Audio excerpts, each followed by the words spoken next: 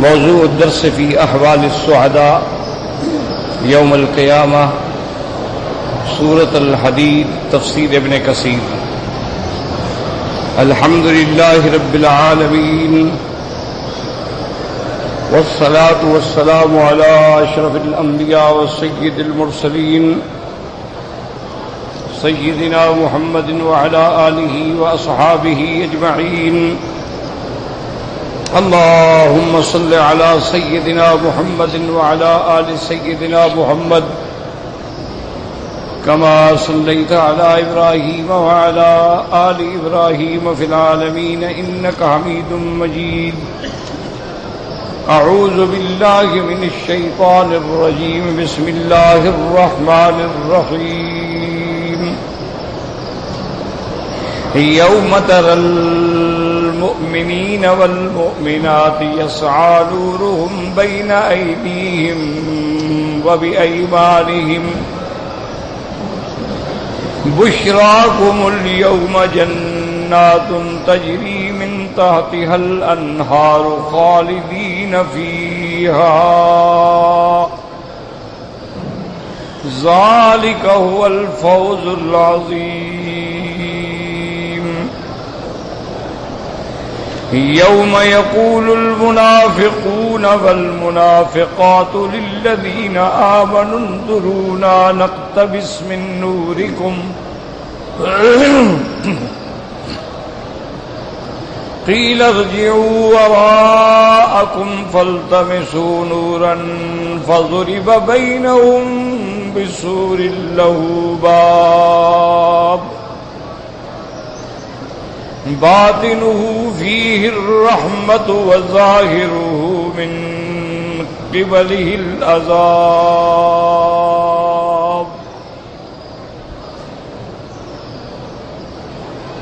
ينادونهم ألم نكن معكم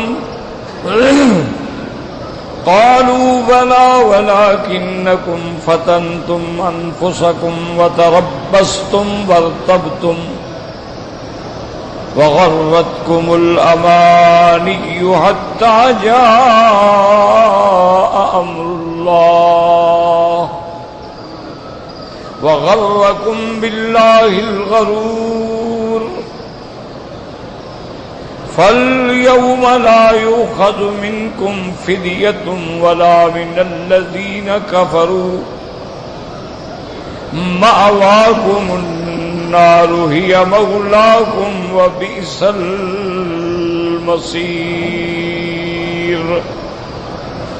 اس سورت مبارکہ میں جیسا کہ الحمدللہ آپ نے پڑھا ہے یا سنا ہے کہ سب سے پہلے تو اللہ تبارک و تعالی نے اپنی عزت، اپنی عظمت، اپنی تقدیس کا ذکر فرمایا اور ہمیں خبر دی سبح للہ ما فی السماوات والارض. پاکی بولتے ہیں، تنزیہ بیان کرتے ہیں جو چیزیں آسمانوں اور زمینوں میں ہیں اللہ. وہو العزیز الحکیم، وہ غالب بھی ہیں، حکمت والے ہیں. لہ ملک السماوات والارض، اسی ہی کا ہے ملک آسمانوں اور زمینوں کا. یحیی و یمیت، وہ جلاتے ہیں اور مارتے ہیں. وہو علی کل شیء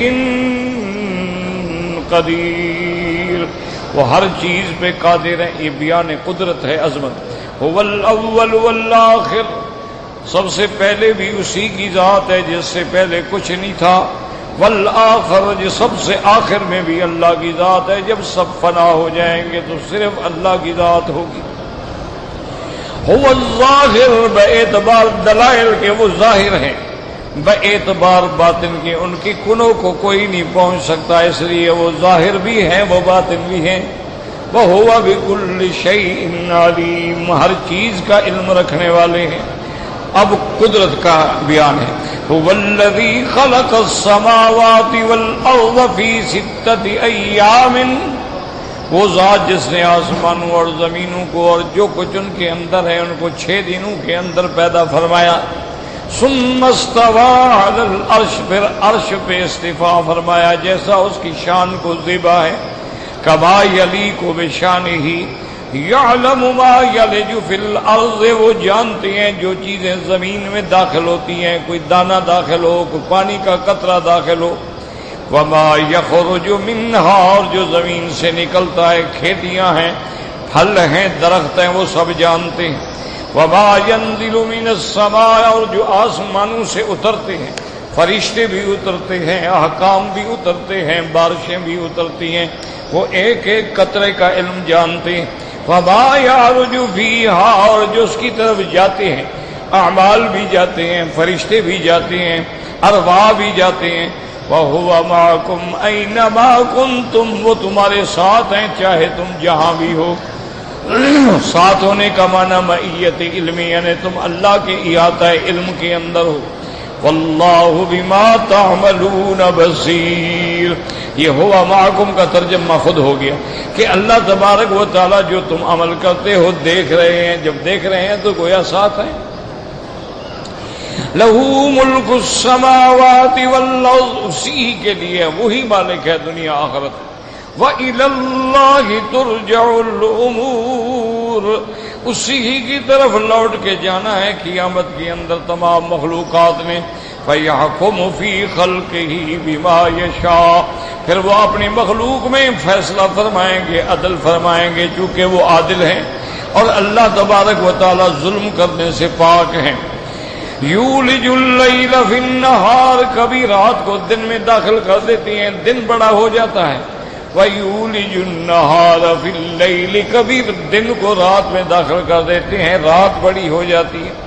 وَهُوَ عَلِيمٌ بِذَاتِ الصُّدُورِ، اور وہ تمہارے رازوں کے جاننے والے ہیں، جو تمہارے دل کے اندر ہے، جو تم نے چھپایا ہے وہ جانتے، یعنی جو تم زور سے کہو وہ جانتے ہیں، سنتے ہیں، آہستہ کہو جانتے ہیں، سنتے ہیں، اور تم نے دل میں چھپا رکھا ہے، ابھی زبان پہ بھی نہیں لے آئے، اس کو بھی وہ جانتے ہیں۔ وَهُوَ عَلِيمٌ بِذَاتِ الصُّدُورِ۔ اب اللہ نے حکم دیا کہ جب میری شان یہ ہے، میری عظمت یہ ہے، میری قدرت یہ ہے، آمنوا باللہ ورسولہ، ایمان لاؤ اللہ پہ، اس کے رسول پہ، اور اگر لا چکے ہو تو اس پہ جم جاؤ۔ وَأَنفِقُوا مِمَّا جَعَلَكُمْ مُسْتَخْلَفِينَ فِيهِ، اور خرچ کرو اس مال میں سے جس پر اللہ نے تمہیں نائب بنایا۔ فَالَّذِينَ آمَنُوا مِنكُمْ وَأَنفَقُوا لَهُمْ أَجْرٌ كَبِيرٌ، جو لوگ تم سے ایمان لائے، اللہ کے راستے میں خرچ کیا، ان کے لیے بہت بڑا ثواب ہے۔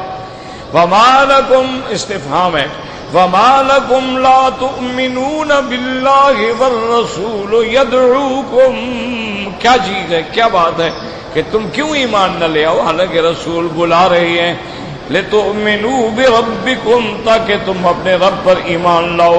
وَقَدْ أَخَذَ مِيثَاقَكُمْ، اور تم سے بیعت رسول کے وقت عہد بھی لے لیا گیا۔ إِن كُنتُم مُؤْمِنِينَ، اگر تم مومن ہو تو ایمان پہ جمے رہو۔ هُوَ الَّذِي يُنَزِّلُ عَلَىٰ عَبْدِهِ آیات بینات، وہ ذات ہے جو اپنے بندے پہ اتارتے ہیں آیات۔ ان آیات سے مراد قرآن کی آیات ہیں، ورنہ آیات سے مراد معجزہ بھی ہوتا ہے، قرآن کی آیت بھی ہوتا ہے۔ هُوَ الَّذِي يُنَزِّلُ عَلَىٰ عَبْدِهِ آیات بینات، قرآن کی آیتیں اور کھلی ہوئی آیت، لِيُخْرِجَكُم مِّنَ الظُّلُمَاتِ إِلَى النُّورِ، تاکہ قرآن پاک کی روشنی سے تمہیں کفر اور جہالت اور بدعات کے اندھیروں سے ایمان کی طرف نکالیں۔ وَإِنَّ اللَّهَ بِكُمْ لَرَءُوفٌ رَحِيمٌ، اور اللہ تبارک و تعالیٰ تمہارے ساتھ مہربانی فرمانے والے، لطف فرمانے والے ہیں۔ وَمَا لَكُمْ أَلَّا تُنْفِقُوا فِي سَبِيلِ اللَّهِ، کیا ہو گیا تم کیوں نہیں خرچ کرتے اللہ کے راستے میں؟ وَلِلَّهِ مِيرَاثُ السَّمَاوَاتِ وَالْأَرْضِ، ہر چیز اللہ کا ملک ہے، اللہ تبارک و تعالیٰ اس کے مالک ہیں، اللہ تبارک و تعالیٰ کے ہاتھ میں تمام خزائن ہیں۔ لا يستوي منكم من انفق من قبل الفتح وقاتل، ہرگز برابر نہیں وہ لوگ جن لوگوں نے ایمان لائے فتح مکہ سے پہلے اور اللہ کے راستے میں جہاد کیا، وہ ان کا درجہ بہت بلند ہے. اولئک اعظم درجۃ من الذین انفقوا من بعد وقاتلوا، وہ ان سے بہت بڑا درجہ ہے ان کا، ان لوگوں سے جو ایمان لائے اور جہاد کیا لیکن فتح مکہ کے بعد. کیوں ان کے درجات برابر نہیں ہو سکتے؟ یاد رکھیں کہ قیامت کے اندر جو ہے اللہ تبارک و تعالی مومنین کو درجات دیں گے، کیونکہ مقربین ہوں گے، اصحاب الیمین ہوں گے، پھر مقربین میں انبیاء ہوں گے، اور سب سے اعلیٰ سیدنا محمد مصطفیٰ صلی اللہ علیہ وسلم کہ اللہ تبارک و تعالی سب سے اعلیٰ مقام جو ہے وہ حضور پاک کو عطا فرمائیں گے. اور ان کے بعد اولو العزم من الرسل، وہ جو 5 انبیاء جو اولو العزم کہلاتے ہیں ان کو مقام ملے گا، اس کے بعد پھر رسل کو مقام ملے گا، اس کے بعد پھر انبیاء کو مقام ملے گا. ان کے مقامات کے بعد پھر ان کے اصحاب کا مقام ہوگا، صحابہ، تابعین، تبع تابعین، پھر عامت المومنین کا مقام ہوگا. سب کے درجات ہوں گے، اور درجات اتنے ایک دوسرے سے بلند ہوں گے. حدیث مبارک میں آتا ہے کہ جیسے تم دنیا میں ستارے کو دیکھتے ہو کتنا اونچا ہے، ایسے مومنوں کے درجے اونچے ہوں. اور اللہ تبارک و تعالیٰ کی رحمت سے، لیکن یہ یاد رکھیں کہ تمام امت جو ہے حضور پاک کی رحمت دو عالم کی برکت سے، دعاؤں سے، محنت سے اللہ یہ مقام دیں گے کہ ایک صحابی آئے، انہوں نے کہا کہ یا رسول اللہ صلی اللہ علیہ وسلم، مجھے آپ سے اتنی شدید محبت ہے، میں گھر جاتا ہوں مجھ سے بیٹھا نہیں جاتا، میں پھر دوڑ کے آتا ہوں آپ کی زیارت کر کے پھر گھر جاتا ہوں، کام پہ جاتا ہوں تو میں کام میں دل نہیں لگتا پھر دوڑ کے آ جاتا ہوں. چلو دنیا میں تو میرے محبوب ہم گزار لیں گے، لیکن آخرت میں آپ تو ہوں گے اعلیٰ اعلیٰ اعلیٰ مرتبے میں اور ہم ہوں گے نیچے، تو پھر وہاں کیا ہوگا؟ تو سرکار دو عالم نے 2 لفظوں میں اتنی بڑی بات کہہ دی ہے. مومنو اگر غور کرو نا تو سارے مسئلے حل ہو جائیں. رحمت دو جہاں نے فرمایا میرے صحابی تم غم کیوں کرتے ہو، المرء مع من احب، قیامت میں بھی ہر بندہ اپنے محبوب کے ساتھ ہوگا، وہاں بھی تم مجھے ملو گے. تو معیت محمد مصطفیٰ صلی اللہ علیہ وسلم جو ہے اس کا تعلق محبت سے ہے، اور محبت کا معنی اتباع ہے، اطاعت محمد مصطفیٰ ہے. یہ ایک بات کو یاد رکھ لے، اچھی طرح سے سمجھ لیں. اسی لیے علماء نے، محدثین نے، مفسرین نے، اولیاء اللہ نے لکھا ہے کہ جو بندہ جتنا زیادہ درود شریف پڑھے گا قیامت میں اتنا حضور کے قریب ہوگا. اور پھر یہ بھی علماء نے لکھا ہے کہ سب سے زیادہ قریب کون ہوں گے؟ محدثین ہوں گے، مفسرین ہوں گے، علماء ہوں گے، کیونکہ وہ ہر وقت حدیث پڑھتے ہیں قال قال رسول اللہ صلی اللہ علیہ وسلم صلی اللہ علیہ وسلم، تو ان کا درود تو سب سے زیادہ ہوگا. تو جب درود سب سے زیادہ ہوگا تو قرب بھی اتنا حضور صلی اللہ علیہ وسلم کا زیادہ ہوگا. یعنی معنی یہ ہے کہ حضور تشریف لایا کریں گے اور اپنے ایمان والوں کو زیارت کرایا کریں گے.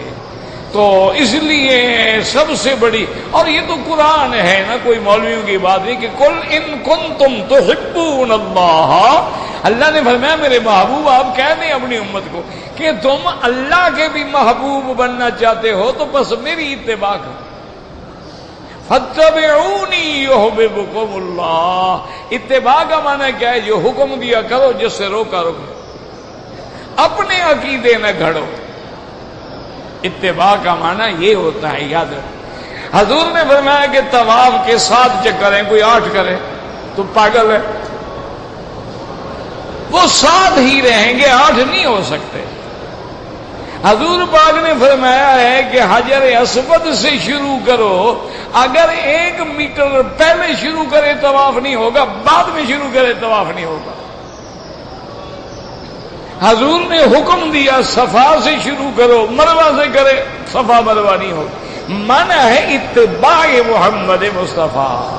بس اسی بات کو سمجھو، اللہ کرے اللہ تمہارے دلوں میں یہ بات ڈال دیں۔ اتباع کا معنی یہ نہیں ہوتا ہے کہ ہم اپنے طریقے ایجاد کریں،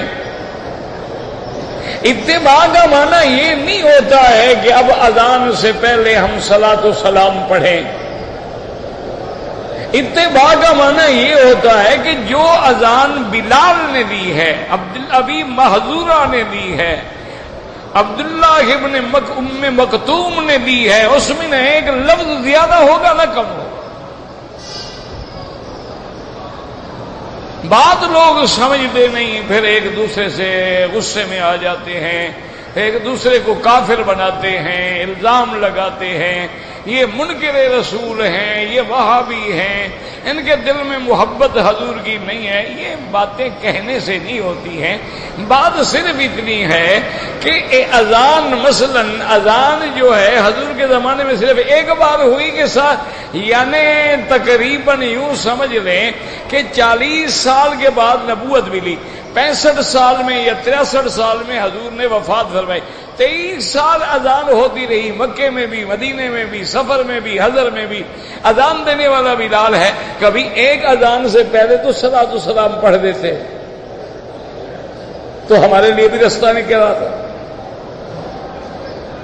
اور جب حضور نے ہمیں سمجھا دیا کہ قولوا کما یقول المؤذن، جو مؤذن کہے ایسے کہو،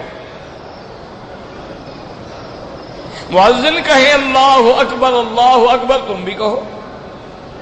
صرف فرمایا کہ حوقلہ جو ہے، یعنی جب وہ کہے حی علی الصلاۃ، تم کہو لا حول ولا قوت الا باللہ۔ کیوں؟ اللہ توفیق نہ دی، ہم کیسے جا سکتے؟ اسی طرح فجر کی نماز میں اگر وہ کہے الصلاۃ خیر من النوم، تم کو اسی طرح کہو، اور اس کے بعد آگے یہ کہو صدقت وبررت ودعوت الی الحق۔ اور حضور نے فرمایا جب وہ اذان ختم کرے تو تم بھی کہو لا الہ الا اللہ محمد الرسول اللہ، اللہم صل علی محمد وعلی آل محمد کما صلیت علی ابراہیم وعلی آل ابراہیم فی العالمین وبارک علی محمد وعلی آل محمد کما بارکت علی ابراہیم وعلی آل ابراہیم فی العالمین انک حمید مجید۔ اللهم رب هذه الدعوة التامة والصلاة القائمة آت محمد الوسیلة وابعثه مقاما محمودا۔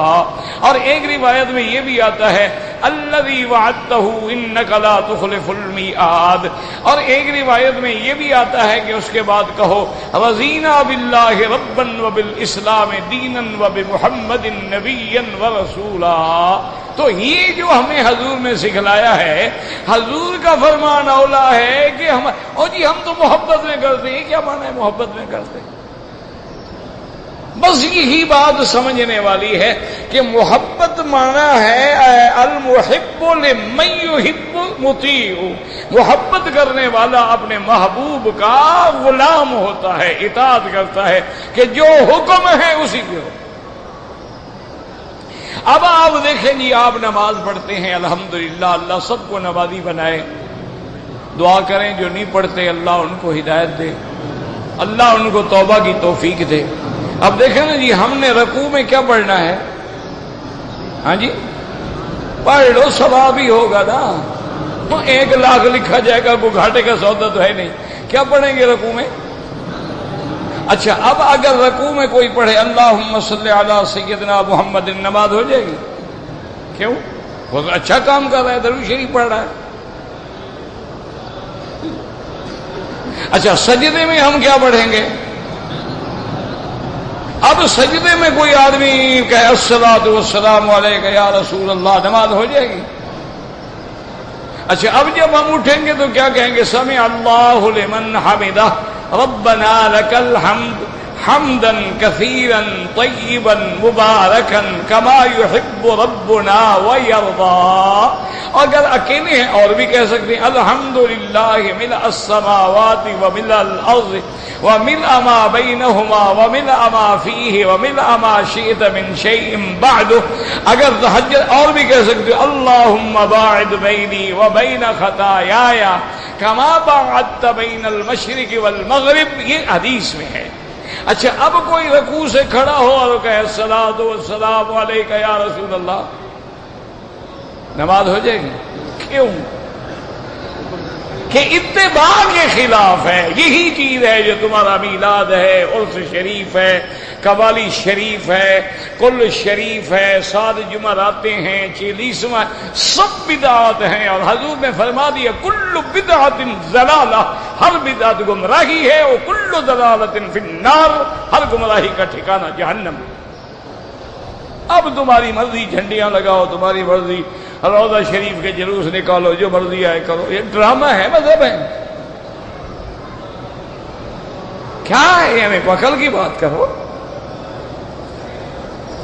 سرکار دو جہاں رحمت دو عالم صلی اللہ علیہ وسلم، اتباع یہ تھی. صحابہ نے حکم، حضور نے حکم دیا، صحابہ نے جان لوٹا. یہ ہے اتباع. عمر ابن سہیل نے جب حضور کے صحابہ کا منظر دیکھا تو اس نے اپنے قریش مکہ سے کہا، اس نے کہا بھائی واللہ اللہ کی قسم میں نے بڑے بڑے بادشاہوں کے دربار دیکھے ہیں، یہ دربار ہی نرالا ہے کہ حضور جو حکم فرماتے ہیں صحابہ جان دینے کے لیے. حضور وضو فرماتے ہیں، جو پانی بچ جاتا ہے فوراً صحابہ لے کے اپنے چہروں پہ مل لیتے ہیں. حضور پاک لعاب دہن اگر ڈالتے ہیں صحابہ لے کے اپنے چہروں پہ مل لیتے ہیں. حضور پاک کا پسینہ گرتا ہے صحابہ لے کے اپنے بدن پہ لگا دیتے ہیں، عطر کا کام دے رہا. یہ عشق ہے حضور کا. یہ کہاں کا عشق ہے کہ داڑھی بھی مڈاتا ہے، شراب بھی کبھی کبھی پی لیتا ہے، کاروبار سارا جوئے سے کرتا ہے اور سود سے کرتا ہے، سگریٹ ہی ہاتھ میں ہے اور روضہ رسول پہ بھی کھڑا ہے، یا نبی سلام علیکہ. یہ تو مجھے نہیں سمجھ آتی. مجھے تو ڈر ہے کہ خدا کسی بے ادبی بھی نہ پکڑ لیں قیامت میں کہ تم میرے نبی کے روضے پر آ کر بھی تمہیں ادب نہیں آیا، حیا نہیں آیا، شرم نہیں آیا. کم از کم وہ 8 دن تو تم داڑھی نہ مڈاتے. بھائی لوگ فلموں میں بھی تو ڈرامے کرتے ہیں، جو تم وہ ڈرامے طور سے شکل داڑھی رکھ لیتے. کچھ تو شرم ہو نا، کچھ تو ادب ہو کہ بھی میں حضور کی مواجہ مبارک میں صلاۃ و سلام پڑھنے جا رہا ہوں. جب میں نے سوٹ پہنا ہوا ہے، جب میری عورت، میری بہن، میری بیٹی نے چہرہ کھولا ہوا ہے، تو کیا ضرورت ہے صلاۃ و سلام پڑھنے کی؟ یعنی آپ اندازہ کریں کہ وفات کے بعد مسلمانوں خدا کے لیے مسئلے سنو، اپنی طرف سے نہ کہہ دیا کرو یہ وہابی ہے، یہ دیوبندی ہے، یہ تبلیغی ہے، یہ فلان ہے، یہ فلان.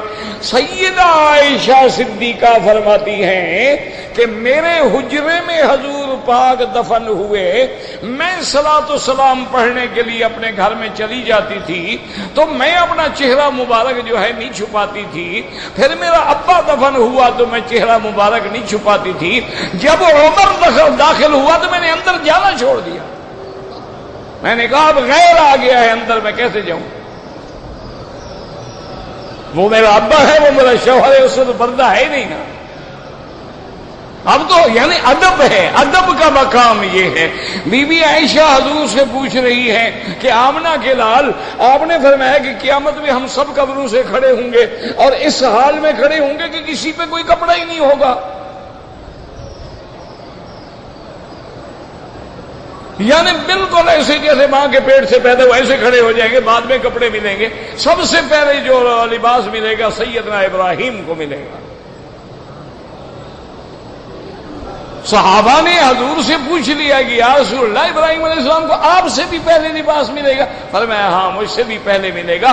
اللہ کسی کا احسان نہیں رکھتے ہیں۔ ابراہیم کی اللہ کی توحید کے لیے دشمنوں نے کپڑے اتار کے آگ میں ڈالا تھا، اللہ فرمائیں گے خلیل آج ساری دنیا کھڑی رہے، پہلے تم جنت کا لباس پہن۔ جو توحید کے لیے مار کھاتے ہیں ان کو انعام ملتے ہیں، فکر نہ کرو۔ جتنا لوگ پتھر ماریں، وہابی کہیں، گالیاں دیں، خوش ہوا کرو کہ سنت رسول ادا ہو رہی ہے۔ تو بی بی عائشہ نے پوچھا کہ یا رسول اللہ بڑی عجیب بات ہے کہ اب ایک قبرستان ہے، یہاں عورت دفن ہے، یہاں مرد ہے، یہاں عورت ہے، وہاں مرد ہے، یہاں عورت ہے، یہاں مرد ہے، اور کوئی کہاں کا ہے، کوئی کہاں کا ہے، اجنبی ہے، تو قیامت والے دن بغیر کپڑوں کے ہم عورتیں کھڑی ہوں گی؟ یعنی بی بی عائشہ کو مرنے کے بعد قیامت والے دن بھی پردے کا فکر ہے کہ میرے پردے کا کیا ہوگا۔ حضور نے فرمایا عائشہ کیا کہہ رہی؟ انہوں نے کہا حضور آپ نے ہمیں فرمایا عائشہ میں نے کہا ہے اور میرا فرمان سچ ہے، لیکن جب قیامت سے اٹھیں گے وَتَرَاهُمْ سُكَارَىٰ وَمَا هُمْ بِسُكَارَىٰ وَلَٰكِنَّ عَذَابَ اللَّهِ شَدِيدٌ۔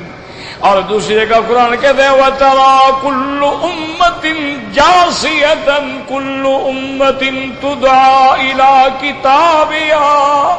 اور چوتھی جگہ قرآن کہتا ہے وَنُفِخَ فِي الصُّورِ فَإِذَا هُمْ قِيَامٌ يَنظُرُونَ۔ آپ نے فرمایا بی بی جس کی آنکھیں کھل گئیں وہ کھلی رہیں گی، پھٹ جائیں گی، اور کوئی نظریں جھکا کے ایسے کھڑے ہوں گے جیسے کوئی نشے میں ہو۔ وہ نشہ نہیں، وہ عذاب کی دہشت ہوگی۔ کس کو طاقت ہوگی کہ نظر پھیر کے کسی کو دیکھے؟ آپ نے فرمایا کیا کہہ رہی ہو بی بی عائشہ؟ اس دن کسی کو طاقت ہوگی؟ کوئی نظر اٹھا نہیں سکے گا۔ اللہ تبارک و تعالیٰ کے حشر کے بعد جو احوال ہیں ان کی اتنی دہشت ہوگی، اتنی وحشت ہوگی کہ لوگ بھول جائیں گے۔ اور بعض لوگ جو ہیں ایک وقت ایسا بھی ہے کہ سب اپنے گھٹنوں کے بل پڑے ہوئے ہوں گے۔ جو گھٹنوں پہ پڑے ہوں گے وہ کیا دیکھیں گے؟ اس لیے میرے بھائی یاد رکھو کہ عشق نبی، محبت نبی، اتباع نبی، اطاعت نبی وہ حضور کے حکم پہ چلنے کا نام ہے۔ اس لیے اولیاء اللہ نے لکھا ہے کوئی سمندر پر پانی جوتے کے ساتھ چلتا جائے، کوئی آگ کے اوپر چلتا جائے، کوئی ہواؤں میں اڑتا جائے، اس کو ولی نہ سمجھنا جب تک کہ وہ متبع نہ ہو سنت محمد مصطفیٰ۔ فرمایا یہ تو دجال بھی چلے گا، شیطان بھی چل لیتا ہے۔ تو اصل بات ہے کیا کہ سنت نبی صلی اللہ علیہ وآلہ آلہ وصحابہ وسلم۔ حضرت سیدنا ابی ہریرہ رضی اللہ تعالی عنہ جب روم فتح ہو گیا، قسطنطنیہ فتح ہو گیا، بیٹھے کھانا کھا رہے تھے، آپ کے ہاتھ سے نوالہ گر گیا۔ نوالہ جو گرا تو بیٹھے تھے میدان میں، ریت پہ بیٹھے تھے، مٹی پہ، تو آپ نے وہ جلدی سے نوالہ اٹھایا، اس کو ایسے جھاڑا اور کھا لیا۔ تو رومی قیدی جو تھا اس نے کہا کہ ابو ہریرہ یہ آپ نے اچھا نہیں کیا، ہمارے ملک میں یہ عیب سمجھا جاتا ہے کہ روٹی کا ٹکڑا ہے گر گیا، اب تم اس کو اٹھا کر۔ آپ نے فرمایا آترو کو سنت حبیبی لہؤلاء الحمقا، کیا میں ان احمقوں کے لیے اپنے محبوب کی سنت چھوڑ دوں؟ عجیب بات ہے، میرے نبی کی سنت ہے کہ گر جائے صاف کرو، لقمہ ہے کیوں ضائع ہو؟ یہ ہے عشق نبی، عشق محمد مصطفیٰ صلی اللہ علیہ وعلا آلہ واصحابہ وسلم تسلیما کثیرا۔ باقی تمہاری مرضی ہے، جو فتوے لگاؤ، جو فیصلے کرو، آخر ایک دن اللہ کے ہاں تو جانا ہے نا۔ اس لیے فرمایا کہ وہ لوگ جنہوں نے بعد میں خرچ کیا ہے وہ برابر نہیں. وَكُلًّا وَعَدَ اللَّهُ الْحُسْنَىٰ، اللہ نے سب سے جنت کا وعدہ کیا ہے لیکن درجات کا فرق ہوگا. وَاللَّهُ بِمَا تَعْمَلُونَ خَبِيرٌ، اور جو کچھ کر رہے ہو وہ جانتے. مَنْ ذَا الَّذِي يُقْرِضُ اللَّهَ قَرْضًا حَسَنًا، کون ہے جو اللہ کو قرض دے؟ اللہ محتاج نہیں ہے، لیکن اللہ تبارک و تعالی ہمیں تسلی دیتے ہیں کہ میرے بندے، شریف آدمی کسی کا قرضہ نہیں کھاتا ہے، تو تم جو مجھے دے رہے ہو میں تمہارا پیسہ ضائع کر دوں گا، میں تمہیں بدلہ نہیں دوں گا، چلو تم مجھے قرضہ دے دو. من ذا الذی یقرض اللہ قرضا حسنا، علماء نے فرمایا حسنا کا معنی یہ ہے اللہ کے راستے میں دے لیکن طیبۃ نفسہ، خوش ہو کے دے، اور حسنا کا معنی یہ ہے حلالا، مال حلال سے دے، اور حسنا کا معنی یہ ہے کہ دینے کے بعد کسی کو ذلیل نہ کرے، اور حسنا اور دینے کے بعد فقر کا غم نہ کرے، اور یقین رکھے کہ جو میں نے دیا ہے مجھے اللہ لوٹائیں گے. اس لیے فرمایا من ذا الذی یقرض اللہ قرضا حسنا فیضاعفہ لہ ولہ اجر کریم. یہ اولیاء اللہ کی باتیں ہیں. حضرت مالک بن دینار فرماتے ہیں میں نے میدان مینا میں دیکھا مسجد خیف کے اندر ایک خوبصورت نوجوان ہے اور وہ کھڑا ہے اور اتنی درد سے دعائیں کر رہا ہے، اتنی سوز سے اللہ سے مانگ رہا ہے، اور آخر میں کہتا ہے مولا آج تینے دن جو ہے یہ قربانیوں کے لیے مقرر کیا ہے، اور آپ جانتے ہیں میرے پاس روٹی کھانے کا پیسہ بھی نہیں ہے تو میں قربانی کہاں سے کروں گا، میری یہ جان ہے یہ قبول فرمانے. اللہ اکبر کیا فوت ہو. یہ ہے مقام ولایت، یہ نہیں ہے کہ 6 کلو حلوہ کھا کے جھوٹ بولو. آج کل تو مولوی بھی حلوائی ہو گئے، پیر بھی حلوائی ہو گئے. اب جناب آج کا سبق جو ہم نے پڑھا ہے، پچھلا میں نے اس لیے دوہرا دیا تاکہ بات سمجھ آ سکے. اب اللہ فرماتے یوم تری المؤمنین والمؤمنات یسعی نورهم بین ایدیہم وبایمانہم بشراکم اليوم جنات تجری من تحتها الانہار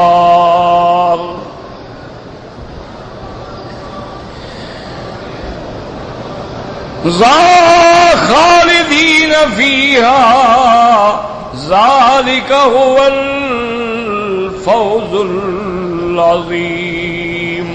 اللہ فرماتے ہیں میرے محبوب میرے مدنی صلی اللہ علیہ وسلم، یاد رکھو کبھی قرآن میں خطاب براہ راست نبی کو ہوتا ہے لیکن مراد ساری امت ہوتی ہے.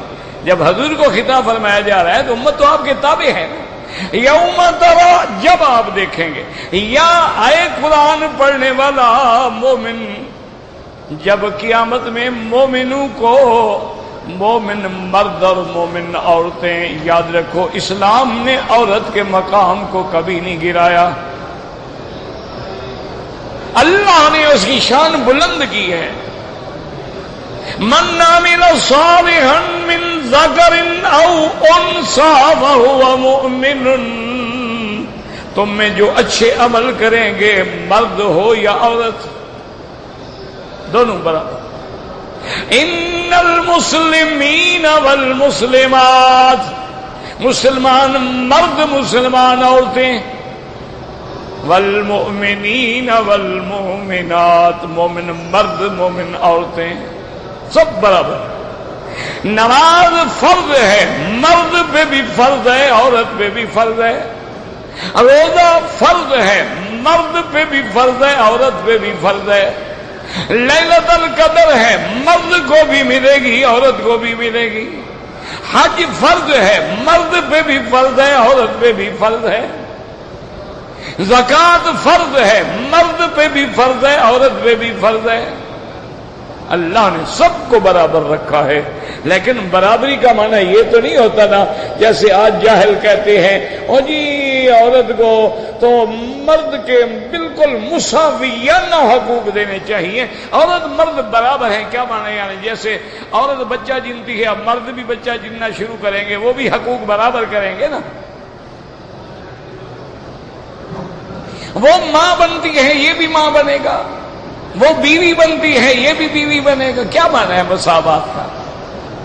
ہاتھ کی 5 انگلیاں تمہاری برابر نہیں ہیں تو مرد عورت کو برابر کرنے کے لیے نکلے ہوئے ہو۔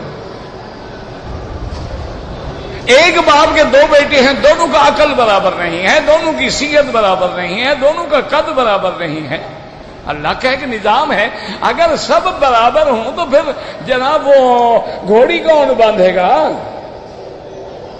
سب تو برابر ہو گئے، سردار ہو گئے، حمام کون دھوئے گا؟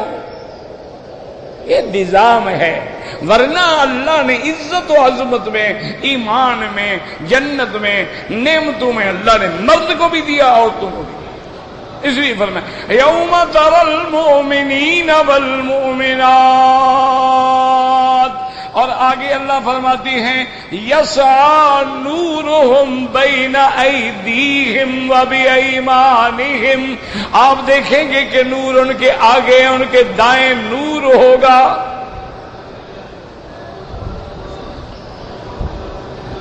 اب بات سمجھیں کہ یہاں ذکر 2 جگہ کا آیا، آگے بھی مومن کے نور ہوگا اور دائیں بھی نور ہوگا، بائیں کا بھی ذکر نہیں ہے اور پیچھے کا بھی ذکر نہیں ہے۔ قرآن کو سمجھنے کی کوشش کرو۔ یسعی نورہم بین ایدیہم وبایمانہم، آگے اور دائیں نور ہوگا، کیا معنی؟ یعنی واقعتاً نور ہوگا، یہ نہیں کہ ایسے بات ہے جیسے اب ہم کہتے ہیں قرآن نور ہے یعنی نور ہدایت ہے، یہ معنی تو نہیں ہے کہ اندھیرے میں کھول کے ہم پڑھ لیں گے۔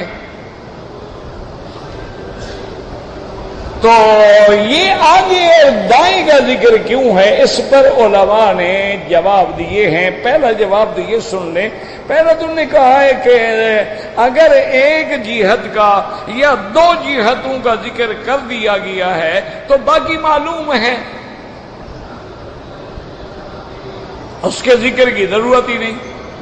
جیسے حدیث میں آتا ہے من قال لا الہ الا اللہ دخل الجنہ، جس نے لا الہ الا اللہ کہا وہ جنت میں، لیکن محمد رسول اللہ نہ کہے تو سیدھا جہنم میں جائے گا، تو جنت میں کیسے داخل ہوگا؟ تو معنی یہ ہے کہ ایک جز کا ذکر ہو گیا، دوسری جز معلوم ہے۔ کبھی لا الہ الا اللہ کہے گا تو محمد رسول اللہ کہنا پڑے گا، کیوں؟ لا الہ الا اللہ کا سبق دینے والا کون ہے؟ محمد رسول اللہ ہے۔ اگر حضور نہ آتے ہمیں توحید کا کیا پتا، ہمیں اللہ کی الوہیت کا کیا پتا ہے؟ وہ ایک ہمارے بزرگ تھے، وہ فوت ہو گئے، بڑے اللہ والے تھے، عالم بھی تھے اور فقیر بھی تھے، مجذوب بھی تھے۔ تو وہ کبھی کبھی بیٹھے ہوتے نا بڑے موڈ میں، تو آگے کہتے ہیں مولوی مکی ٹھیک ہے، جو کچھ ملتا ہے خدا سے ملتا ہے، لیکن خدا محمد مصطفیٰ سے ملتا ہے۔ میرے نبی پہ کلمہ نہیں پڑھو گے تو خدا کیسے ملے گا؟ میرے نبی کی اتباع نہیں کرو، فاتبعونی یحببکم اللہ، میری اتباع کرو تب اللہ محبوب بنائے گا۔ تو اللہ کس کی وجہ سے ملیں گے؟ تو اس لیے بعض علماء نے فرمایا کہ کبھی جہتین کا ذکر ہوتا ہے لیکن باقی خود بخود سمجھ آ جاتی ہے۔ للہ المشرق والمغرب، مشرق و مغرب اللہ کے لیے ہے، تو شمال جنوب تمہارے لیے ہے، لیکن مشرق مغرب کا ذکر کر دیا جاتا ہے مانا سب کچھ اللہ کے لیے۔ ایک جواب تو یہ ہے۔ دوسرا جواب علماء نے یہ دیا ہے کہ اصل میں یہ لوگ جو ہیں یہ ایمان والے ہوں گے، مومنین مومنات، ان کو اللہ تعالی نامہ اعمال داہنے ہاتھ میں دیں گے، نامہ اعمال داہنے ہاتھ میں ہوگا، اور اللہ کے عرش کے بھی یہ داہنی جانب ہوں گے۔ تو چونکہ نامہ اعمال ہی داہنے ہاتھ میں ہے اور ہیں بھی ان یمین العرش، تو نور بھی ان کے دائیں ہوگا، آگے ہوگا، بائیں نہیں ہوگا۔ تو بعض علماء نے رحمہم اللہ علیہم اجمعین نے یہ جواب بھی دیا ہے۔ اچھا، لیکن ایک بات سمجھیں کہ قرآن پاک جو ہے نا جی، تھوڑا توجہ کریں گے تو قرآن سمجھ۔ اب دیکھو مثلا میرے پاس بیٹری ہے، میں لائٹ مارتا ہوں، لائٹ سامنے ہے، ٹھیک ہے، لیکن جو میرے پیچھے ہیں، جو ادھر والے ہیں ادھر، وہ بھی تو روشنی دیکھ لیں گے نا؟ نہیں سمجھ آ رہی بات؟ بھائی بیٹری تو میرے ہاتھ میں ہے نا، میں اس کی روشنی میں چل رہا ہوں، تو اس کی لائٹ جیسے میں دیکھ رہا ہوں، میرے پیچھے والے بھی دیکھ رہے ہیں، دائیں والے بھی دیکھ رہے ہیں، بائیں والے بھی دیکھ رہے ہیں۔ لیکن قرآن یہ کہتا ہے کہ جب مومنوں کو نور ملے گا، اور وہ نور بھی کوئی چھوٹا موٹا نور نہیں ہوگا، حضور نے فرمایا کہ بعض مومنوں کا تو نور ایسے ہوگا جیسے مکے سے یمن تک کا فاصلہ، اور حضور نے فرمایا کہ بعض مومنوں کا نور تو ایسے ہوگا کہ زمین سے آسمان تک نور کا ستون چلا گیا، اور بعض کا حضور نے فرمایا نور ایسے ہوگا جیسے کھجور کا درخت ہوتا، اور حضور پاک نے فرمایا سب سے ادنا او کمزور ایمان والا جو بندہ ہوگا، اس کے بھی پاؤں کے ناخنوں کے یعنی انگوٹھوں میں نور ہوگا، وہ بھی اس کی روشنی میں چل رہا ہوگا۔ تو جب نور اتنا بڑا ہے، اب اگلی آیت کو سنیں تو پھر وہ اشکال سمجھ آئے گا آپ کو۔ اللہ فرماتے ہیں کہ منافق مرد اور منافق عورتیں جو ہیں وہ مومنوں سے کہیں گے بھی خدا کے لیے کوئی ٹھہرو تو صحیح، ہم بھی تمہاری روشنی میں چلے جائیں۔ بھئی ان کو کہنے کی کیا ضرورت پڑ گئی جب اتنے مومنین جا رہے ہیں اور ان کا اتنا بڑا نور ہے، تو اس نور سے اب دیکھیں نا سورج کہاں ہے، چاند کہاں ہے، لیکن اس کا نور سے سب فائدہ اٹھا رہے ہیں کہ نہیں؟ مومن بھی اٹھا رہے ہیں، کافر بھی اٹھا رہے ہیں، سب اٹھا رہے ہیں۔ تو جب اتنا بڑا نور ہوگا تو منافق کیسے کہیں گے بھی ٹھہر تو صحیح، ہمیں آنے دو، نقتبس من نورکم، ہم بھی تمہارے نور سے کوئی تھوڑا سا فائدہ اٹھا لیں۔ تو یہ کیا مطلب ہے جب نور اتنا بڑا ہو تو پیچھے والوں کو مانگنے کی ضرورت ہی نہیں پڑے گی۔ اب دیکھیں نا کئی دفعہ ایسا ہوتا ہے، گاڑی چلا رہے ہیں، ہماری بیٹری لائٹ فیل ہو گئی، لیکن آگے جو گاڑیاں جا رہی ہیں ان کی لائٹ پہ آدمی چلا جاتا، کیوں؟ وہ روشنی ہمیں بھی تو نظر آ رہی ہے نا۔ تو بات سمجھیں کہ قیامت کے معاملات الگ ہوں، قرآن کو سمجھیں، غور کریں۔ دنیا میں پانی نہروں میں اوپر سے نیچے آتا ہے، ٹھیک ہے، لیکن قیامت میں اگر مومن اشارہ کرے گا تو نیچے سے اوپر بھی چلا جائے گا۔ دنیا میں نہریں کھودی جاتی ہیں، ان کی دیواریں ہوتی ہیں، پانی درمیان میں بہتا ہے، لیکن جنت میں پانی جو ہے یعنی پوری سڑک کے اوپر نہر بن کے خود چلے گا، کوئی دیوار کی ضرورت ہی نہیں۔ اچھا، یہاں پانی جو ہے نہریں زمین پہ بنائی جاتی ہیں، وہاں آسمان اور زمین کے درمیان ہوا میں معلق نہریں کھڑی ہوں گی، حکم دے گا مومن تو برسے گا ورنہ نہیں۔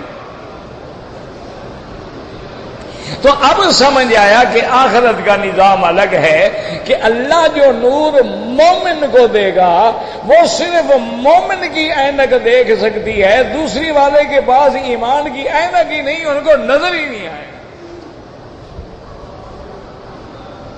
بات کو سمجھ دیکھیں نا، قرآن یہ میرے سامنے تفسیر کھلی ہوئی ہے، اب جس کی نظر مضبوط ہے وہ تو دیکھ لے گا نا، میری نظر کمزور ہے، میں تو بغیر اینک کے نہیں دیکھ سکتا ہوں، تو اللہ اس نور کو مومن کے لیے ایسا مختص کر دیں گے کہ جب تک اللہ کا حکم نہ ہو اتنے بڑے نور سے بھی کوئی منافق فائدہ نہیں اٹھا سکے گا۔ بات کو سمجھ رہے ہیں اچھی طرح سے؟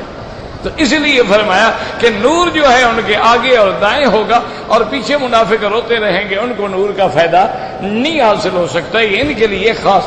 اصل بات یاد رکھو یہ ہے کہ جب ہم پہلی منزل ہے قبر، دعا کرو اللہ آسان فرما دے. اللہ ہر مسلمان جو فوت ہو گئے ہیں ان کی قبروں کو اپنی رحمت سے نور سے بھر دیں، ان کی وحشت کو دور فرما دیں، ان کے لیے ان کی قبروں کو جنت کا باغ بنا دیں. قبر کے بعد جب ہم اٹھیں گے تو وہ ایک دہشت ہوگی. اس کے بعد پھر ایک کیفیت ہوگی کہ ہم گھٹنوں کے بل پڑے ہوں گے. پھر ایک کیفیت ہوگی کہ نامہ اعمال تقسیم ہوگا. پھر ایک کیفیت ہوگی کہ مومنوں کے چہرے 14ویں کی چاند کی طرح روشن ہو جائیں گے اور کافروں کے چہرے سیاہ ہو جائیں گے. پھر ایک مقام ہوگا کہ بالکل ایسی اندھیرا ہو جائے گا محشر میں، اتنا اندھیرا ہو جائے گا کہ لم یکد یراہا، کوئی بندہ اپنا ہاتھ بھی نہیں دیکھ سکے گا، اتنی اندھیرا ہو سب کے لیے. پھر اس اندھیرے کے بعد اللہ نور عطا فرمائے گے. تو اب ہر مومن کا نور اس کے ایمان کے مطابق ہوگا. کافر جو ہیں وہ تو جہنم میں گئے نا، ان کو تو پل صراط پہ گزرنے کی ضرورت ہی نہیں. کیوں گزرے؟ انہیں تو جانا ہی جہنم میں ہے، ان کو تو جہنم میں دھکیل دیا گیا. اب جو منافق تھے دنیا میں ظاہراً ایمان اور اندر کفر تھا، اللہ پاک آج ان سے بھی انتقام لیں گے. ان کو تھوڑا سا روشنی ملے گی، پھر ایک دم بجھ جائے گی. اچھا، روشنی ملنے کے بعد بجھ جائے تو یہ اور تکلیف ہے. آدمی اندھیرے میں بیٹھا، دیکھو نا ساری زندگی ہم تو دیہات میں پڑھے، دیہات میں پلے بڑھے، وہیں مدرسوں میں پڑھے، دیے جلاتے تھے تیل والے. ہمارے پاس تو لالٹین بھی نہیں تھے، تو دیا جلا کے تیل ڈال دیا. اچھا تیل ختم ہو گیا تو بیٹھے ہیں. تو اس وقت بھی گزارا ہو جاتا تھا، لیکن جب لائٹ آ گئی ہے، آگے چلی جائے تو یہ بہت بڑا عذاب ہے. تو اس لیے اللہ ان کو نور دیں گے، آئے گا خوش، فوراً نور بجھ جائے گا. اللہ پاک یعنی حکم دیں گے، جیسے تم نے تھوڑا سا ایمان ظاہر کیا تھا نا، آج ہم نے بھی تھوڑا سا تو تمہیں مزہ چکھا دیا ہے نا. پھر چونکہ تم منافق تھے تو انجام دوبارہ وہی ہوگا.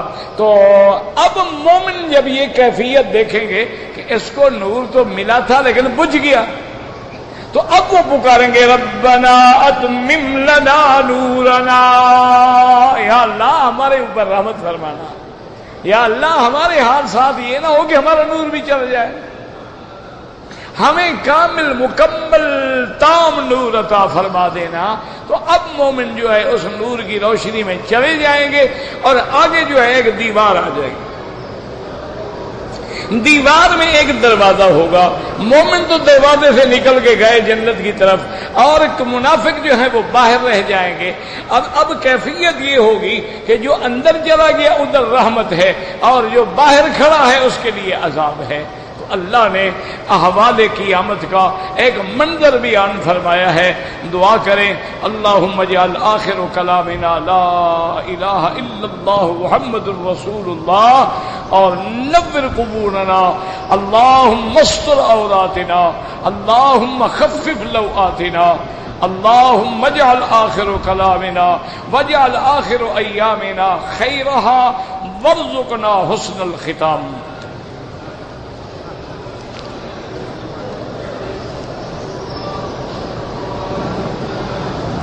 کہتے ہیں جی کہ آسمان جو ہیں یہ تو ہے کہ تہ در تہاں، بالکل آسمانوں کے بارے میں تو ہے نا سبع سماوات طباقا، لیکن زمینوں کے بارے میں اتنا لفظ ہے وَمِنَ الْأَرْضِ مِثْلَهُنَّ، زمینیں بھی آسمانوں کی طرح ساتھ ہیں. بس اس کے اندر اللہ نے یہ نہیں فرمایا کہ زمینوں کے درمیان میں بھی فاصلہ ہوگا. تو جب قرآن نے ہمیں نہیں بتایا ہے تو اس لیے علماء فرماتے ہیں اب ہموہ کما اب ہم اللہ، جو بات اللہ بتا دے ٹھیک ہے، نہیں بتائی تو نہیں بتائی ہے. آسمانوں کا بتا دیا کہ فرق ہوگا اور درمیان میں 500 سال کا سفر ہوگا، لیکن زمین کے بارے میں اتنا کہا گیا وہ ہیں تو ساتھ، لیکن کیا ان میں بھی فاصلہ ہے؟ یا وہ پرت ہیں. اکثر علماء یہی کہتے ہیں کہ زمینوں کے پرت ہیں. ایک تا ہے، ایک تا ختم ہوئی، پھر دوسری، پھر تیسری، پھر چوتھی، پھر پانچویں، پھر چھٹی. دیکھا نہیں تم لوگوں نے جیسے شالامار باغ کو تہ در تہ بنایا گیا تھا کہ ایک سطح پہ کھڑے ہیں، پھر اترو دوسری سطح پہ آ جائیں، پھر اترے پھر تیسری سطح پہ آ جائیں، پھر اترے پھر چوتھی سطح پہ آ جائیں. تو اگر بندے بنا سکتے ہیں تو اللہ کے آگے کیا مشکل ہے؟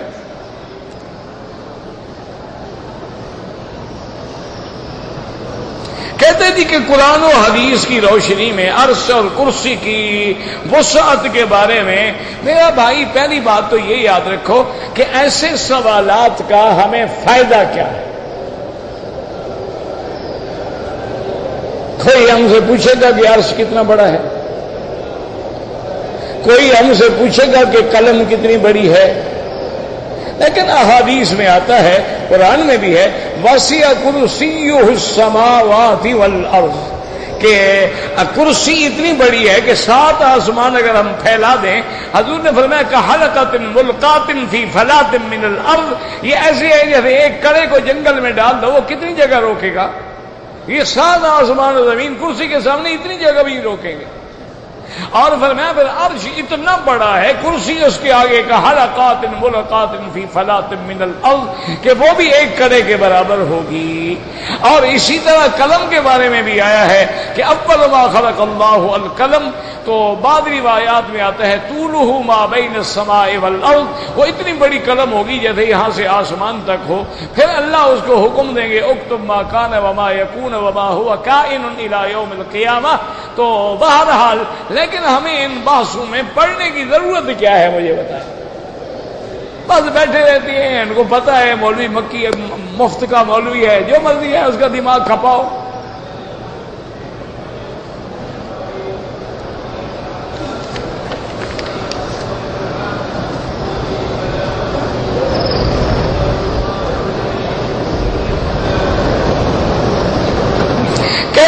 کہ اگر ایک آدمی ہے اپنی بچی کو نماز میں لاتا ہے اور نماز کے دوران بھی اس کو اٹھا کے کھڑا رہتا ہے، سجدے میں بٹھا دیتا ہے، پھر اٹھا لیتا ہے، بھائی نماز اس کی ہو جائے گی.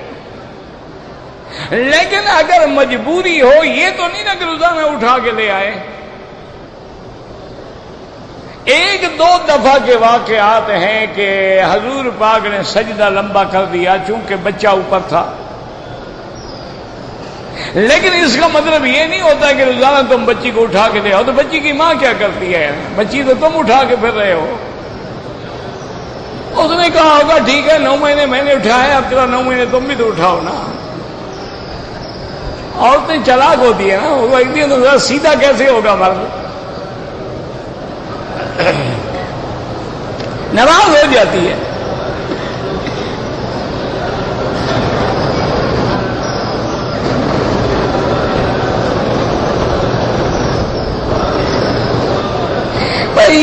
میری بہن بات یہ ہے کہ جب آپ کو ایام حیض شروع ہو گئے، یہی تو غلطی ہے نا میری بیٹی، حیض کے آنے سے پہلے اس کو روکنے کی دوا کھانی چاہیے. اگر حیض آنے کے بعد آپ کھائیں گی کیا فائدہ ہے؟ حیض تو شروع ہو گیا، اب تو آپ کو حیض کے دن پورے کرنے ہیں. حیض کے آنے سے پہلے کھاتے، خون نہیں آتا، دھبا کچھ نہیں ہے. لیکن تم نے تو زبردستی حیض کے دنوں میں گولی کھا کے حیض روکا اور طواف کر لیا، دم پڑ گئی، چونکہ تم نے گویا ایام حیض میں طواف کیا ہے.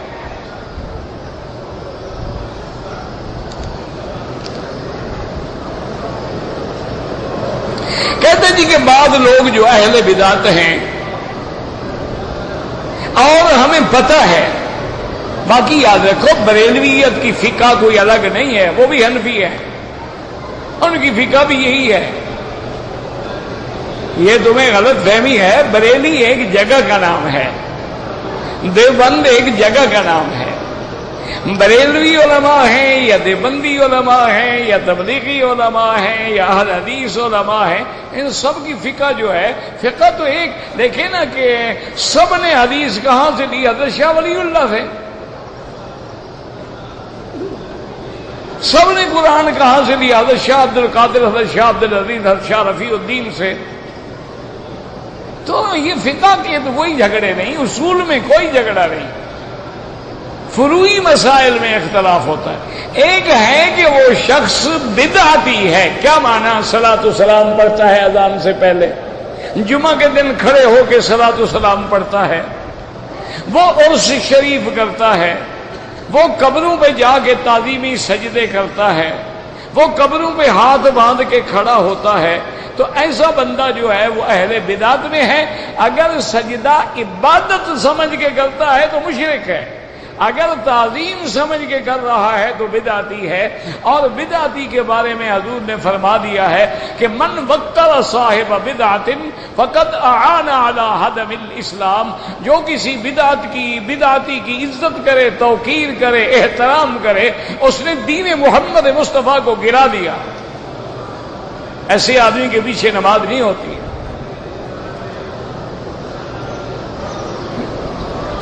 کہتے جی کہ اگر بہنیں اپنی مرضی سے اپنی جائیداد کا حصہ بھائی کو دینا چاہیں، بالکل جائز ہے جناب، لیکن پہلے آپ بہنوں کو رجسٹری انتقال کر دیں، ان کو قبضہ دے دیں، پھر وہ تمہیں دے دیں۔ ان کو پتہ ہے ظالم بھائی ہے، دینا تو ہے نہیں، خام خواہ کیوں لاٹھیاں کھائیں، اب یہ آپ کو دیا، ہم نے بھائی پہ قربان، کیا کرے گا؟ تم بہنوں کا حصہ ان کے نام کر کے ان کو قبضہ دے دو، پھر بہن تمہیں دے دے، ورنہ قیامت میں ایک ایک انچ کا حساب دو گے۔ کوئی عورت اپنا حصہ نہیں چھوڑنا چاہتی۔ کون آج دنیا میں پاگل ہو گیا اپنی جائیداد چھوڑ دے گا؟ کہتے کہ عربی لوگ جو ہیں تھوڑی چھوٹی داڑھی رکھتے ہیں، تو ہم نے کوئی ان کا کلمہ پڑھا ہے یا نبی پاک کا کلمہ پڑھا ہے؟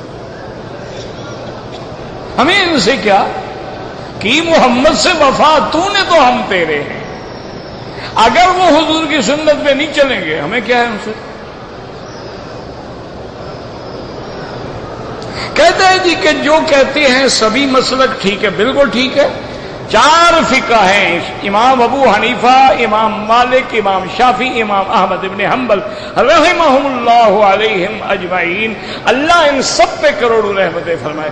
یہ 4 حق ہیں اور 4 متبع محمد مصطفیٰ ہیں۔ صرف فہم میں فرق ہے، سوچ میں فرق ہے، یا ایک امام کو حدیث ملی ہے دوسرے کو نہیں ملی ہے۔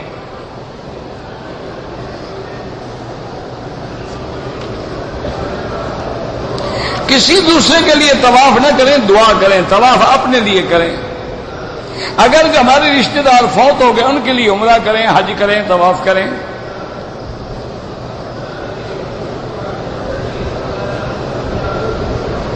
اگر میں اخبار میں کام کروں اور اشتہار لانے ہوتے ہیں، عورتوں کی تصویریں بھی بنانی ہوتی ہیں، بالکل نہ بنایا کرو، چھوڑ دو، اللہ کے پاس رزق کے خزانے، اور ساری دنیا اخبار میں کام کرتی ہے۔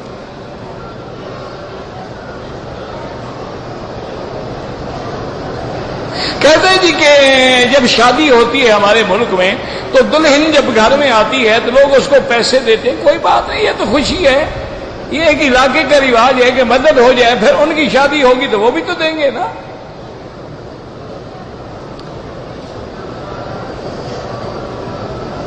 کہتے ہیں جی کہ بعض لوگ ہمیں کہتے ہیں کہ جو ہدایہ کی کتاب ہے احادیث کے خلاف ہے۔ میرے خیال میں ان کو ہدایہ کس نے لکھا ہے اس کا نام مجھے بتا دو، میں تمہاری بات مان لیتا ہوں۔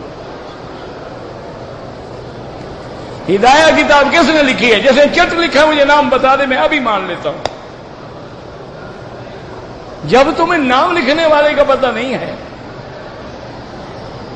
انا للہ و انا الیہ راجعون۔ یاد رکھو کہ ہدایہ کے فیصل فقہی جو اس پر کئی کتابیں ہیں، سعایا ہے، بنایا ہے، سب نے تخریج احادیث کی ہے کہ یہ مسئلہ کس حدیث سے ہے، یہ کس حدیث سے ہے، یہ کس حدیث سے ہے۔ لیکن اللہ پڑھنے کی توفیق بھی تو دے نا۔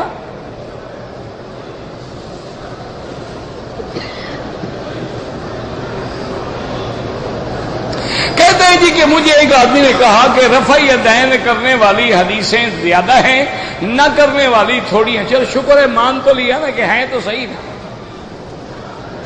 جھگڑا تو ختم ہو گیا، پھر لڑائی کس بات کی؟ ہم کہتے ہیں ہمیں ایک حدیث دکھا دو، جھگڑتے کیوں ہو؟ زیادہ تو بہت ہیں، ایک دکھا دو جس میں حضور نے حکم دیا ایک دکھا دو بس میں تمہارے ساتھ ہوں، نہ جھگڑا نہ قصہ نہ کہانی۔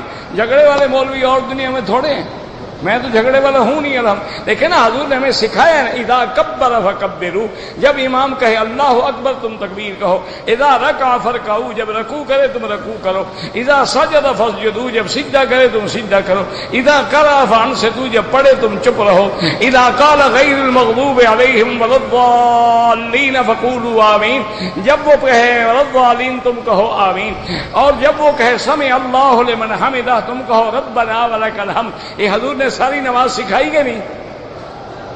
تو یہ بھی سکھا دیتے کہ کس کس رکعت پہ رفع دین کرنی ہے۔